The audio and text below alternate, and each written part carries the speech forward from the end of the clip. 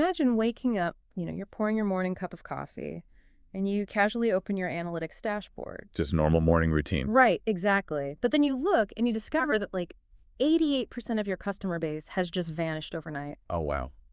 There is literally a nightmare. It really is. And the kicker is you didn't push any broken code. You didn't get hacked.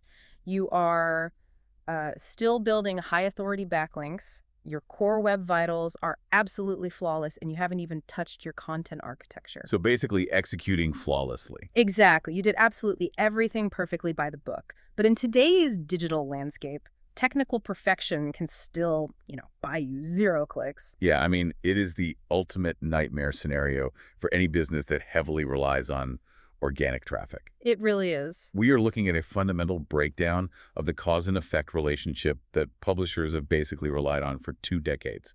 Like the old paradigm was simple, right? Right, just build a good site. Yeah, build a structurally sound website, answer the user's query better than the competition, and boom, you get the traffic. But that contract is being violently rewritten right now. And that is exactly why we are here. Welcome to today's deep dive. We are investigating a highly relatable, honestly kind of existential distress signal that recently surfaced on an RSEO Reddit thread. A really fascinating thread, by the way. Oh, absolutely. And to figure out what's actually happening to this user, we are cross-referencing this frontline report with Google's official Search Central documentation, plus a Google Search Console training session featuring search advocate Daniel Weisberg. Which is a great contrast to the Reddit thread. Right.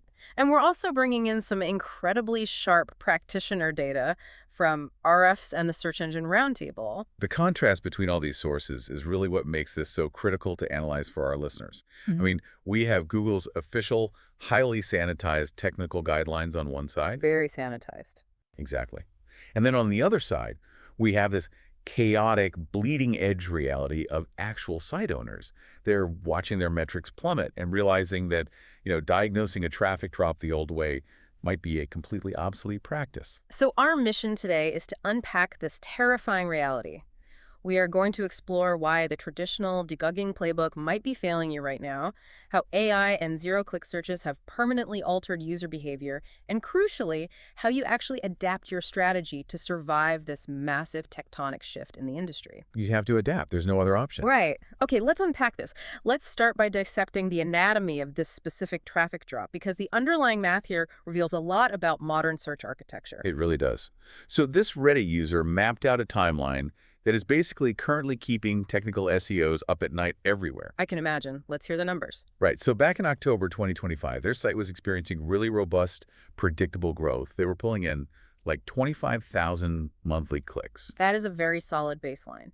It is. And their average ranking position across all their target queries was hovering right around position 4, which, indicates strong topical authority and a very healthy digital footprint overall. Yeah, because position 4 means you are highly visible. You are pulling significant volume at that spot. Exactly. But then, beginning in early 2026, the floor just completely fell out. And the terrifying part is that it wasn't a sharp cliff caused by a server outage or like a manual penalty. It wasn't just a sudden drop to 0. No, it was a gradual, agonizing bleed over months. By the time they posted their plea for help this month, the site was down to 3,000 clicks per month. Oh man, from 25K to 3K? That is brutal. It's devastating, and their average ranking position slipped down to position 9. Wow. But the technical context here is what makes this a true anomaly, right? Exactly. They were really emphatic that the site architecture remained static. Like, the content strategy didn't pivot at all. The technical setup was pristine. So no weird redesigns or anything? None. Even their off-page signals, which are, usually the prime suspect when you see a slow bleed like this, they were strong. They were continuing to acquire really high-quality, relevant backlinks. Right, and if we apply the traditional laws of search physics here, improving off-page signals while maintaining a flawless technical foundation, well, that should result in stability or growth. Exactly. It shouldn't result in an 88% loss. So if you are sitting there right now listening to this, staring at a Search Console graph that looks like a downward slope, and you know your technical foundation is solid, your first instinct is probably still to consult the official documentation. Which makes sense. It's what we were all trained to do. Right. So let's critically examine Google's official playbook for debugging traffic drops. Daniel Weisberg, in his Search Console training, He approaches the scenario methodically. He does. He categorizes the primary culprits for organic drops to essentially try and shift webmasters out of a panic state and into a diagnostic one. Which is helpful, but he is attempting to apply a very linear engineering-based framework to what is, frankly, increasingly becoming a non-linear behavioral problem. That is a really great way to put it. But I mean, let's look at his baseline categories anyway, because ruling these out is still, step one. Fair enough. What does he start with? He starts with the technical issues, Yeah. focusing heavily on things that prevent Googlebot from crawling, rendering, or indexing your pages. He brings up page-level issues, right? Like an unintended no-index tag. Yeah, exactly, which is, a classic developer mistake during a staging to production push. But what is interesting is how he distinguishes the timeline of these drops. Right, because a no-index tag doesn't actually cause an immediate site-wide flatline. No, it doesn't. Because Googlebot operates on a crawl budget, it has to physically return to each specific URL, fetch the HTML, parse that new no-index directive, and then process the removal from the index. Which creates that agonizingly slow downward curve in your performance reports that we just talked about. Exactly. It's a bleed. He also points to broader technical bottlenecks, like sitemap architecture. The official documentation heavily emphasizes managing large-scale XML sitemaps. Right, the limits. Yeah. Like if your site exceeds the 50,000 URL limit or the 50 megabyte uncompressed limit, you have to utilize a sitemap index file. Yeah, and if those sitemap index root tags are malformed, or if the reference sitemaps aren't hosted in the correct directory hierarchy, you basically create massive crawl inefficiencies. Google might just abandon the crawl path entirely. And I see the value in that, I really do. Checking the XML syntax, ensuring your robots.txt isn't inadvertently disallowing critical JavaScript or CSS files necessary for rendering. It's fundamental housekeeping. It is, but honestly, Google's documentation treats a traffic drop like fixing a leaky pipe in a basement. Check the syntax, look for a 500 server error, verify your canonical tags, check the page indexing report for 404s. Yeah, it basically assumes the fundamental plumbing of the internet is still the only variable that actually matters. Exactly. But what if there is no leak? What if the water company entirely rerouted the river? That is the big question right now. Because our Reddit user, they checked their pipes. Their indexation is flawless. They don't have crawl anomalies. Let's look at Weisberg's next category, reporting glitches. Right, so he notes that sometimes a massive, sharp drop followed by an immediate recovery is literally just a data processing anomaly on Google's end. Oh, those are fun. Just a momentary heart attack that resolves itself. Yeah, exactly. And those are usually flagged with an annotation right in the Search Console interface, so at least you know. Okay, what's next on his list? The third category he details is far more severe. Security and spam. If your domain is flagged for malware, Google basically throws up a giant red interstitial warning screen in the browser. And your traffic drops to zero instantly. Instantly. No one is clicking past that red screen. The documentation on spam is particularly aggressive too, especially regarding user-generated content. Oh, absolutely. If you run a community forum or you allow comments on your blog and automated bots just flood your pages with manipulative links or irrelevant keyword stuffing, Google holds the host domain completely responsible. That's rough. You can get hit with a manual action for that, right? Yes, meaning a human reviewer has actively suppressed your visibility. The explicit content guidelines function very similarly, by the way. How so? Well, if a site hosts explicit material, they must utilize very specific metadata to demarcate those pages. They often have to isolate them on a completely separate subdomain. And they have to ensure age gates don't block Googlebot, right? Exactly. Googlebot needs to fetch the actual media files for classification. Failing to manage user-generated spam or improperly gating explicit content will absolutely result in a catastrophic loss of visibility. Okay, so that's the scary stuff. Then Weisberg moves to his final category, which actually relies entirely on human behavior, seasonality and interest disruption. Right. He suggests looking at Google Trends. The docs use the rhythm of food as an example, which I always find kind of funny. The rhythm of food. Like searches for turkey peaking in November. Yeah, turkey November, champagne in December, diets in January. If you run a turkey recipe site, your January drop isn't an algorithmic penalty, It's just human nature. Right. People are sick of turkey. To accurately diagnose this, Weisberg recommends expanding your Search Console date range to a full 16 months. Which is a great tip. This allows the site owner to overlay the current drop period against the exact same period the previous year. And you want to align the data by the day of the week, right, to account for weekend slumps. Yes, exactly. You have to isolate the variables, like did the drop happen exclusively on mobile? Did it only affect the image tab? So I'm going to push back hard on this entire framework. I mean, Weisberg's diagnostic tree is helpful if you actually broke something, or if you just forgot it was January. Right, the obvious stuff. But our Reddit user didn't break their sitemap index, they don't have a manual spam action, and they aren't suffering from seasonal churn.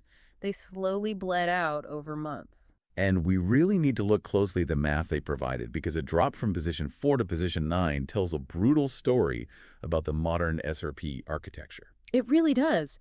The data from RFs and the Search Engine Roundtable practitioners contextualizes this perfectly.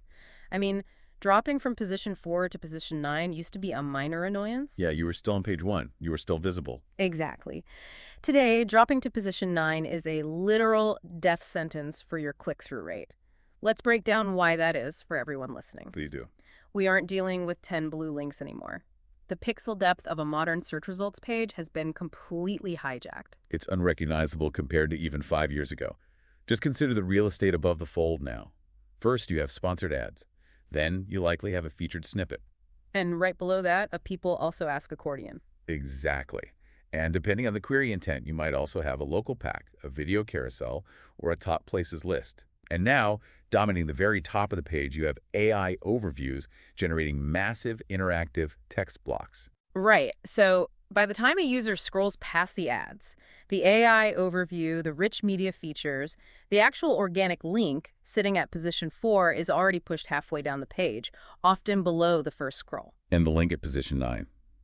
It is buried so deep in the digital sediment, it might as well be on page 2. The actual CTR for anything outside the top 3 spots has effectively crashed to near 0. Wow.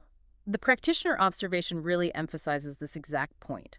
A site can maintain its ranking position, quote-unquote, on paper, right? Yeah. Search Console might tell you that you only dropped 2 or 3 spots. No big deal. Right. But the CTR craters anyway, because the visual hierarchy of the page has been redesigned to satisfy user intent long before they ever reach your link. That's the key.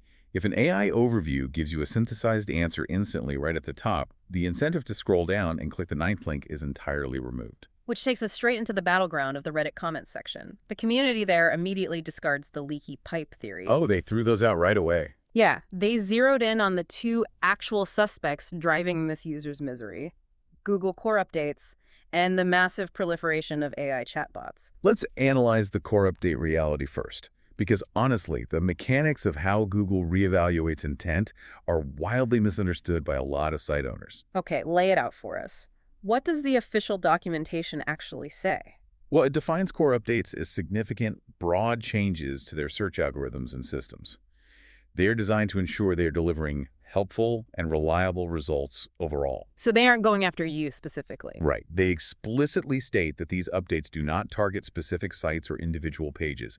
It is not a punitive action against your domain. It's a fundamental reweighting of the algorithm's priorities. Exactly. And the documentation tells site owners to avoid panic-driven site-wide changes during a rollout. So don't just start deleting pages and changing title tags on day 2. No, please don't. You are supposed to wait a full week after the update completes. You verify the end date on the Google Search Status dashboard before even beginning your analysis. And the timeline details are highly specific in the sources. For example, they note the June 2026 spam update. Right. The incident was logged on the dashboard starting at 9 a.m. Pacific time on June 24th and marked definitively finished at 10:58 a.m. on June 26th. So once the dust actually settles on those specific dates, if you observe a minor drop, say moving from position 2 to position 4, Google advises against radical architectural changes. But if you experience a massive drop, like moving from position 4 to 29, or in our user's case, position 4 to 9, which we've established functionally acts like dropping to 29 in terms of actual traffic. Right. In that case, Google advises a deep, objective self-assessment of your content's helpfulness and reliability. Which is such a vague piece of advice. But this is where the concept of intent shifts becomes absolutely crucial. Yes. One of the Reddit commenters actually provided a brilliant historical case study regarding the historic March 2026 core update. Oh, the finance sector one. Exactly. Prior to that update, Massive comparison and aggregator sites completely dominated the finance sector. Like if you search for a credit card, you found an affiliate site comparing 10 credit cards. Right, you get a listicle of the best options from a third-party blog. But after March 2026, the algorithm completely flipped its preference. It heavily demoted the comparison sites and elevated the primary finance providers straight to the top of the SRP. We really need to look at why that algorithm flipped. Because it wasn't because the comparison sites suddenly had broken core web vitals or toxic backlinks, right? Not at all. Their tech was fine. The algorithm basically evolved its entity resolution. It determined that a user searching for a specific financial product fundamentally prefers to interact directly with the entity providing the product rather than a middleman aggregator. So the aggregator didn't do anything wrong. The search engine just decided their entire business model was no longer the optimal answer to the user's query. I mean, I'd argue that is incredibly frustrating for site owners. You can spend years optimizing your aggregator site, building topical authority, flawlessly executing technical SEO, only for a machine learning model to decide that your entire category of website is just secondary now. It is devastating. But as devastating as intent shifts are, the SEO community on this thread seems totally convinced that algorithm updates are just a smokescreen. A smokescreen for what? For the real culprit. What's fascinating here is the absolute unified consensus among these frontline practitioners. They blame AI and the zero-click search. Yeah, one commenter stated unequivocally, and I'm quoting here, "You're most likely losing traffic to AI chatbots. We've seen a 30% reduction in organic website leads." And another pointed out that traffic loss isn't a bug in the current system. It is the intended feature of a new ecosystem. Let's really dig into the mechanics of a zero-click search because it fundamentally alters the value proposition of publisher. It really does. The historical goal of a search engine was to act as a highly efficient librarian, right? Just pointing the user to the best possible book. Exactly.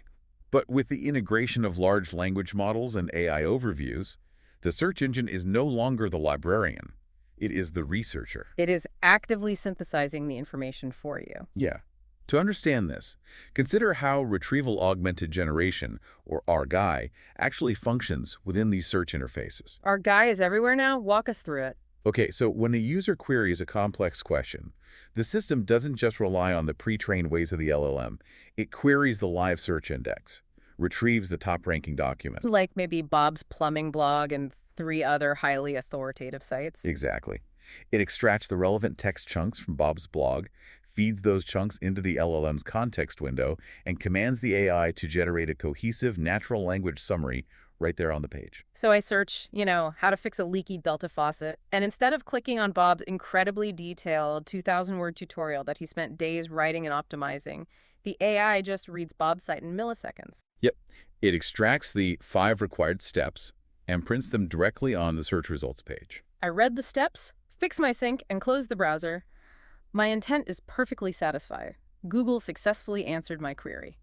But Bob, who provided the actual expertise that trained the model and answered the prompt, he gets 0 clicks, 0 ad impressions, and 0 affiliate revenue. Wow. The search ecosystem has literally cannibalized its own supply chain. The intent is satisfied at the total expense of the publisher. It has.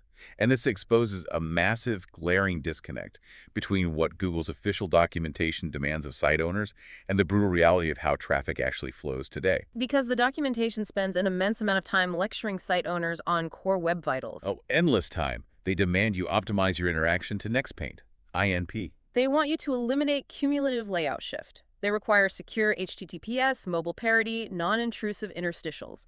You're basically expected to engineer a flawless user experience. They integrated INP in early 2024, specifically to measure the exact latency of all user interactions on a page, not just the first input.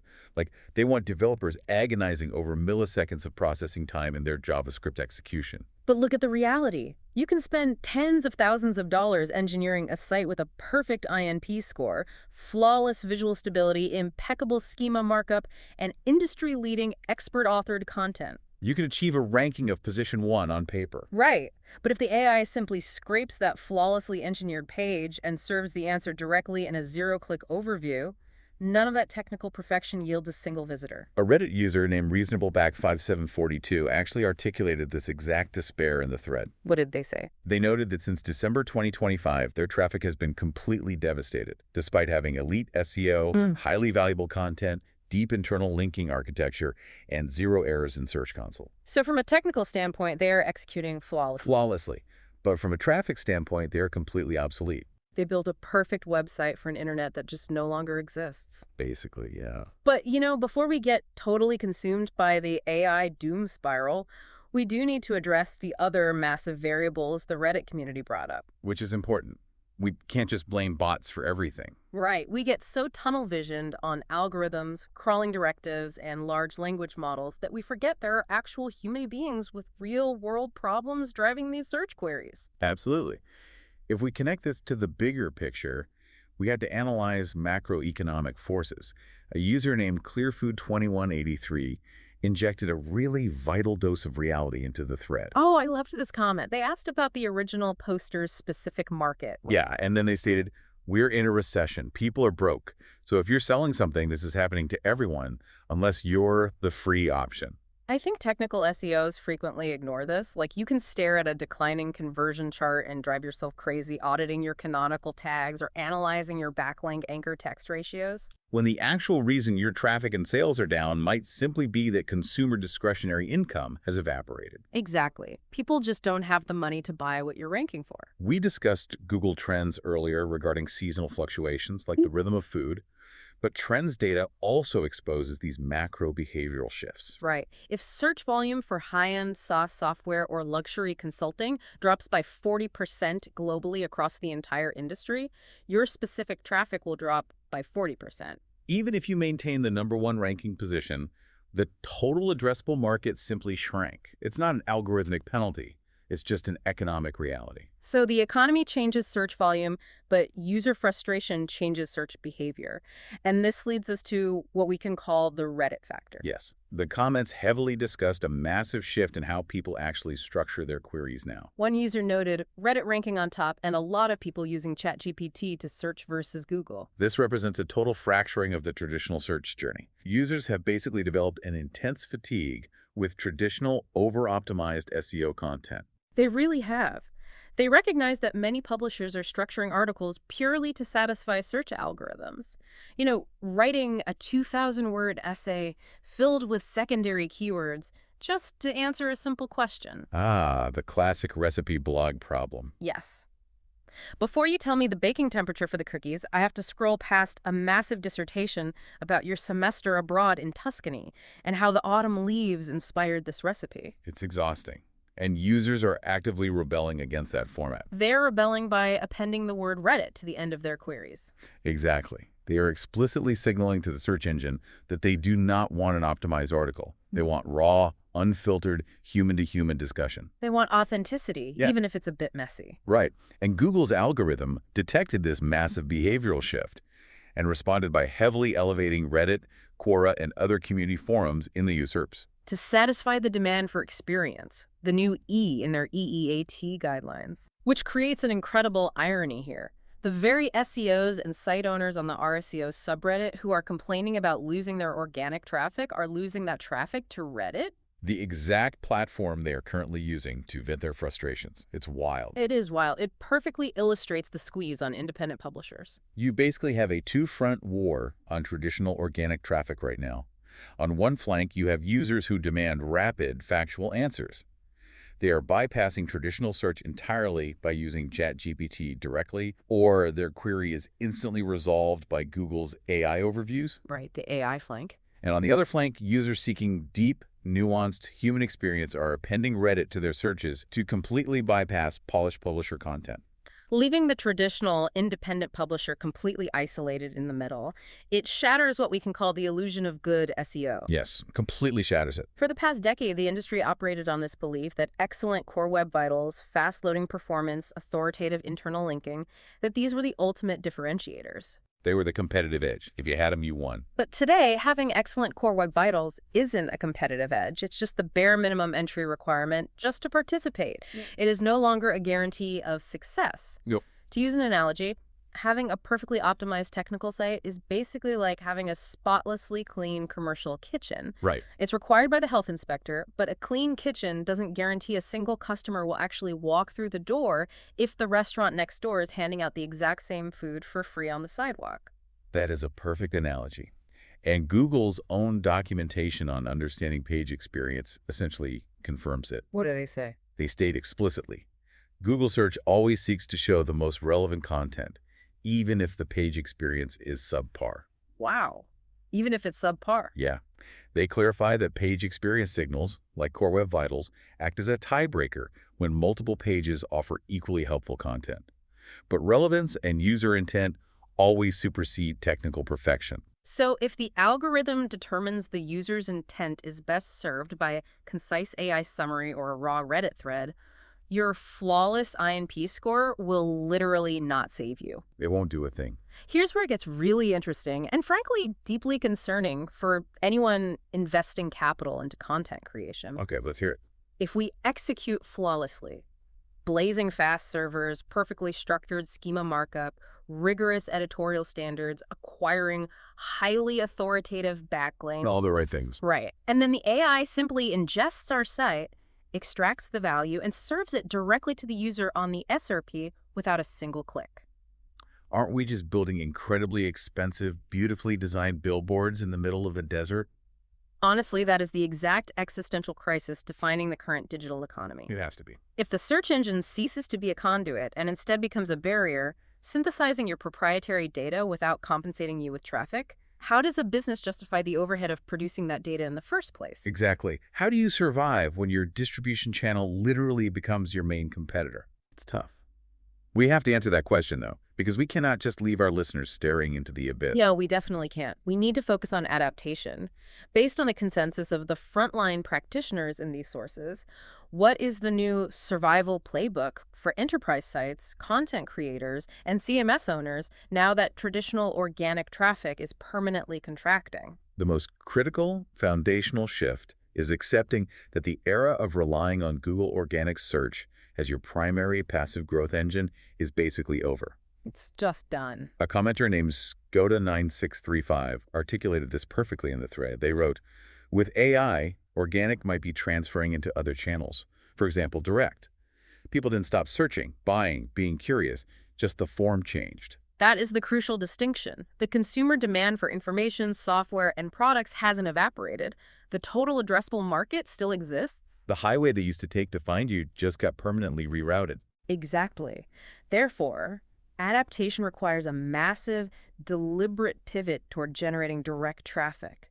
You can no longer afford to be an anonymous solution to a generic query. No, you have to build a brand that users actively seek out by name. You want a user typing your exact URL into their browser or searching specifically for your brand name because they inherently trust your specific methodology. You have to become a destination, not just a pit stop on a search results page. Exactly. And that means heavy investment in owned audience channels, building robust email newsletters, cultivating private communities on platforms like Discord or Slack. Producing original research or proprietary data that an AI simply cannot replicate because it doesn't actually own the data set. Yes. But we also cannot ignore the search engines entirely, right? They still dictate massive information flows. They do.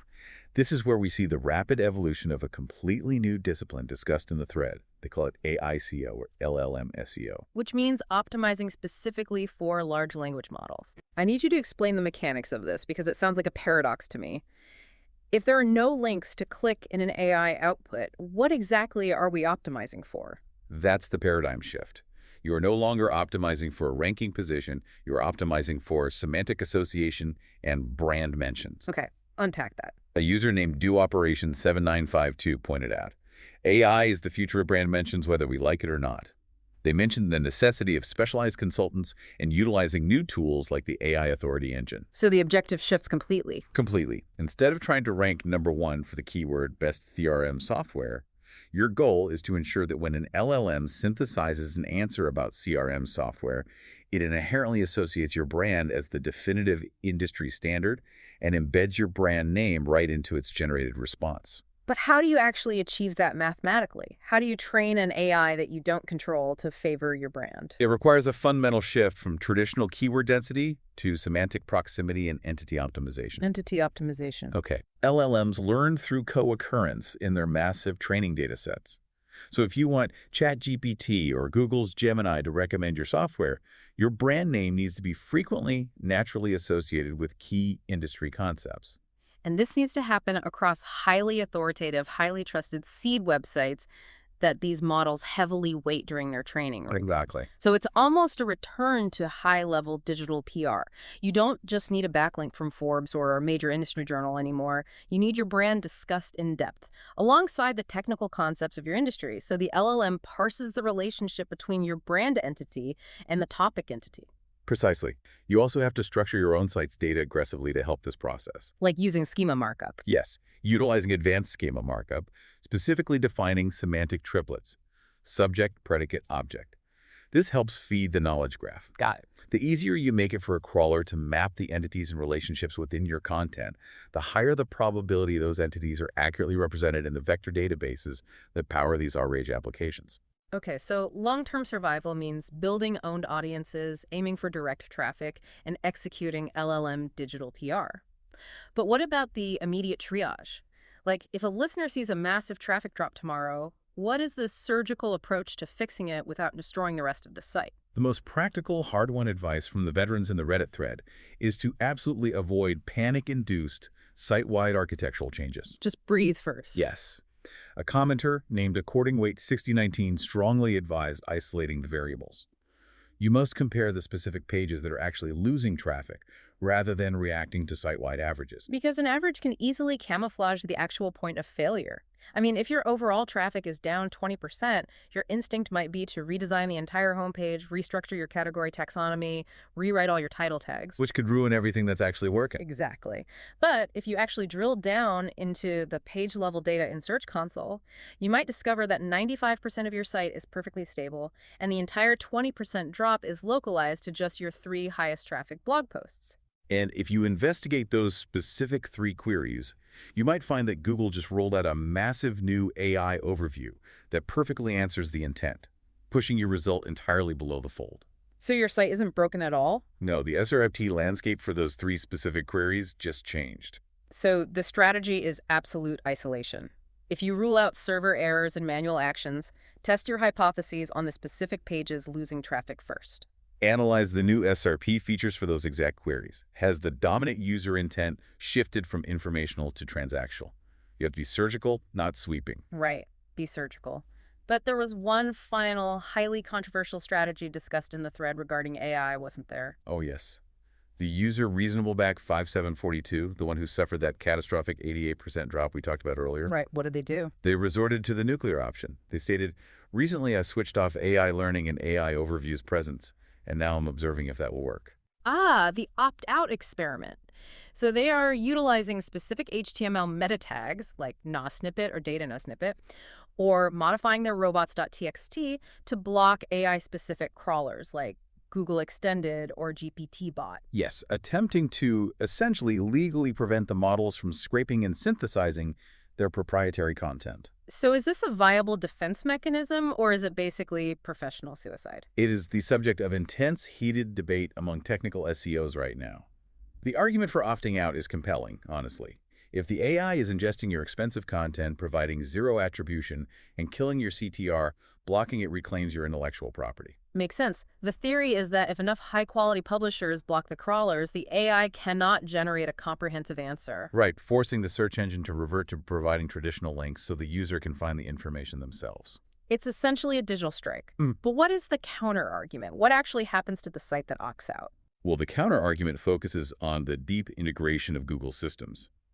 If you apply a broad NoSnippet tag to protect your content from AI overviews, you also strip your traditional organic listing of its descriptive text. Oh, wow. So your result just becomes a naked, unappealing blue link without any context underneath it. Exactly, which will completely destroy whatever click-through rate you actually had left. Furthermore, if you block the AI crawlers, you guarantee that your brand will never be cited, mentioned, or recommended in any future AI-generated summaries. So by attempting to protect the traffic paradigms of the past, You completely erase your brand entity from the discovery engines of the future. Precisely. For the vast majority of businesses, intentionally opting out of the AI ecosystem is an extraordinarily risky gamble that basically leads to permanent invisibility. So what does this all mean? We started this deep dive with a bewildered webmaster, watching their traffic crater from 25,000 clicks down to 3,000, paralyzed by the fact that they did absolutely everything by the traditional book. It means we have to accept that doing everything by the book is no longer sufficient, because the book itself has been permanently rewritten. This agonizing transition we are witnessing, these sudden, inexplicable drops in traditional organic metrics, they aren't necessarily a failure of execution by the site owner. No, they aren't. It is the painful symptom of a fundamental evolution in how humanity accesses and processes information on the internet. The 20-year era of the 10 blue links is rapidly, violently giving way to an era of AI-synthesized answers and direct query resolution. Surviving this transition requires a complete psychological shift. You can no longer view technical SEO perfection as a passive traffic machine. You have to actively architect a brand destination, aggressively diversify your traffic acquisition channels, and pivot your technical resources toward positioning your brand as a foundational authority within the complex vector databases of the AI models themselves. It is a monumental challenge for publishers and site owners right now. It really is. But as we wrap up today's deep dive, I want to leave you, the listener, with a brand new, highly provocative concept to ponder. Oh, this is a good one. It builds on everything we've analyzed today regarding AI monopolizing the search experience, and it really questions the long-term viability of this entire new ecosystem. Because the macroeconomic implications of zero-click search are incredibly far-reaching. Consider this trajectory. If independent publishers lose all their organic traffic, their affiliate revenue, and their ad impressions because AI overviews are intercepting the users and answering the queries directly, Right. those publishers will eventually go bankrupt. They will be forced to start producing the high-quality, rigorously researched human-generated content that currently serves as the training data for these very AI models. Exactly. The well dries up. Right. If the humans can no longer afford to write, investigate, and publish, what does the AI read? Will we eventually face what data scientists are calling the AI Ouroboros, a snake eating its own tail? This is the very real statistical threat of model collapse. A future where advanced chatbots, starved of fresh human data, are forced to train on the synthetic, hallucinated, recycled outputs of other chatbots. And over multiple iterations, the models lose the tails of their distribution, leading to a catastrophic degradation of new, original, and factual information on the entire web. Where exactly does your brand, your business, and your website fit in a digital world where the AI finally runs out of human ideas? It is a truly sobering, critical thought experiment for the entire industry. It really is. It takes us right back to that murky diagnostic landscape we started with. The traditional metrics and clear-cut rules have vanished, but deeply understanding the mechanics of these new shadows is the absolute only way you're going to figure out what comes next.